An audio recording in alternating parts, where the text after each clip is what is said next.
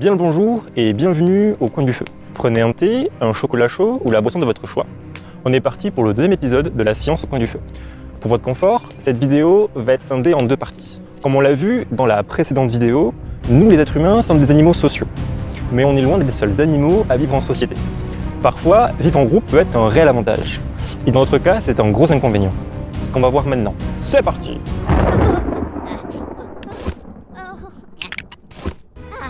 La vie en groupe présente de nombreux avantages. Imaginons que vous soyez un petit animal tout mignon, comme un pingouin par exemple. Et vous vivez avec votre meute de pingouins sur la banquise. La vie de votre groupe est prospère et tout se passe bien. Votre meute de pingouins est crainte et respectée partout sur la banquise. Et là, tout d'un coup, un grand prédateur arrive et bien décidé qu'un membre de votre groupe sera sans goûter. Ça prend des goûters, les grands prédateurs? Pour les besoins de la vidéo, on va considérer que les grands prédateurs prennent des goûters, oui. Que va-t-il donc se passer?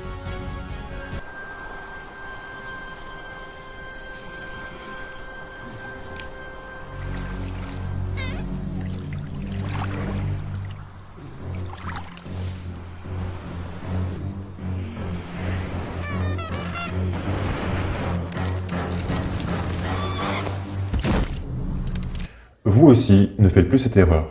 Ceci est une colonie de manchots, et non une meute de pingouins. Et ceci est un orque, cordialement. Ouf, vous avez échappé belle. Et oui, bonne nouvelle, vous faites partie d'un groupe et cela vous donne plus de chances de survie face à l'attaque d'un prédateur. Ah bon? Et pourquoi ça? Très bonne question. D'une part, grâce à la vigilance collective. En effet, chaque individu va agir comme un radar à prédateurs.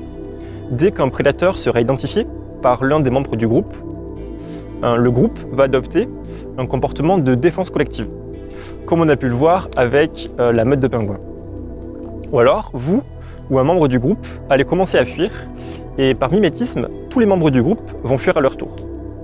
Plus le comportement est adopté tôt, meilleures les chances de survie seront. Par exemple de la fuite, vous aurez plus de chances de survie si vous commencez à courir le plus tôt possible, car vous prenez de l'avance sur le prédateur qui vous poursuit. Et pour les pingouins, tout est question de timing, pour arrêter une baleine avec un iceberg comme ça. Exactement. Deuxièmement, grâce à l'effet de dilution. En effet, chaque prédateur capture généralement qu'une seule proie à la fois. Donc, si l'un des membres du groupe s'est fait choper durant l'attaque du prédateur, vous, en tant qu'individu, avez plus de chances de vous en tirer, car le prédateur sera occupé à manger votre ami. Chaque individu a donc autant plus de chances de s'en tirer qu'il y a d'individus présents dans le groupe. En effet, on observe une confusion du prédateur qui ne sait plus où donner de la tête face à de nombreuses cibles en mouvement. Bah c'est beau la solidarité. Eh oui. Bon, bonne nouvelle, vous et votre groupe avez réussi à vous débarrasser du prédateur. L'une des problématiques qui va se poser à votre groupe maintenant est la nourriture. Quand est-ce qu'on mange? Eh oui, cette confrontation avec la baleine vous a donné rudement faim, vous aussi. On arrive donc sur le deuxième grand avantage de vivre en groupe, qui est l'échange d'informations concernant la localisation de la nourriture et la façon de se la procurer. Topakino, là-bas. Ok, là-bas.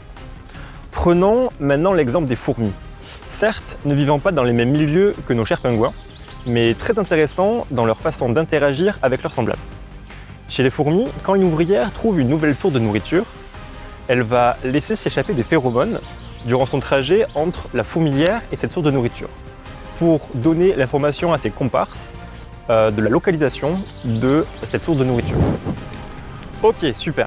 Votre groupe a bien mangé et vous avez réussi à vous débarrasser d'un prédateur assoiffé de sang. C'est déjà une bonne journée, mais c'est pas fini. Vous apercevez au loin un groupe rival qui louche avec envie sur vos ressources de nourriture que vous avez si durement gagnées. Le groupe s'avance et bam, une horde de minions charge vers vous. Ce qui nous amène au troisième grand avantage de vivre en groupe, qui est la défense des ressources contre d'autres groupes. Pour illustrer cette bataille épique entre votre colonie de fourmis et la horde de minions, prenons un exemple plus réaliste, celui des lions et des léopards.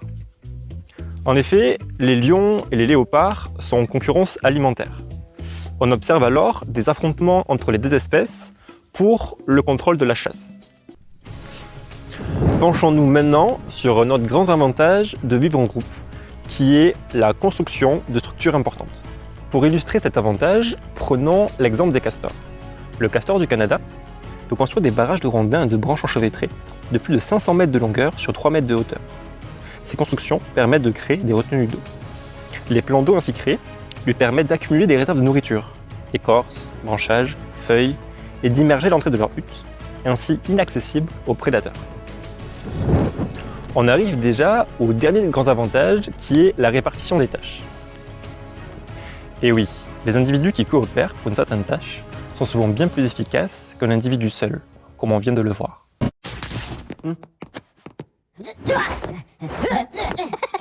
Noletuna. Wimpo.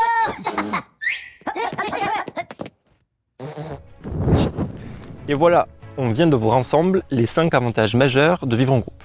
Rapidement, pour résumer, on a la défense commune contre les prédateurs, l'échange d'informations concernant la localisation de la nourriture et la façon de se la procurer, la défense contre d'autres groupes, la construction de structures importantes et enfin la répartition des tâches. Mais la vie en groupe peut aussi présenter de gros inconvénients. Premièrement, la transmission de maladies et de parasites. Un individu isolé aura peu de chances d'attraper un virus ou de le transmettre à un autre individu.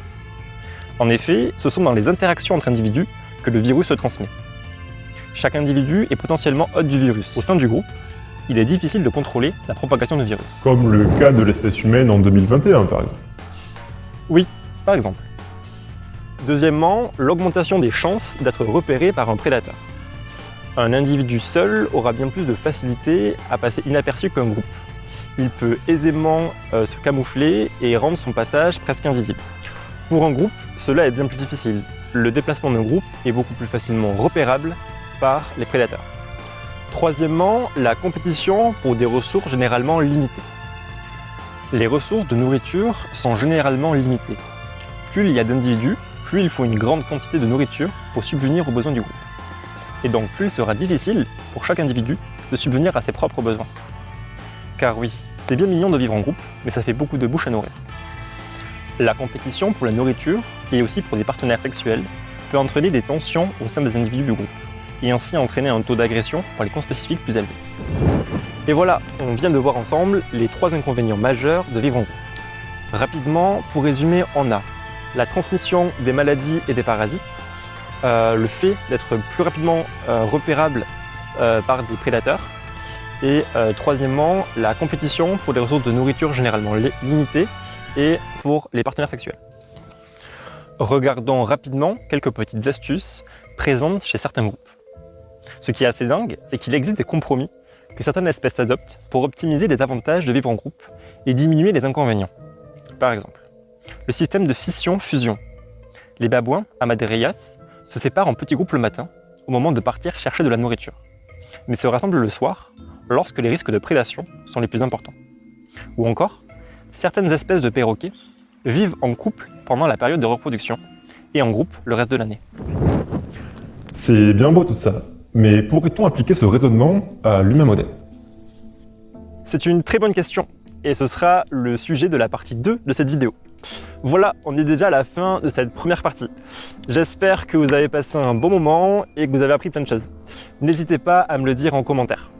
Je vous mets aussi en description quelques sources qui m'ont permis d'écrire cette vidéo, si vous voulez consulter des sources et aller plus loin. N'hésitez pas à liker, à vous abonner et à partager cette vidéo.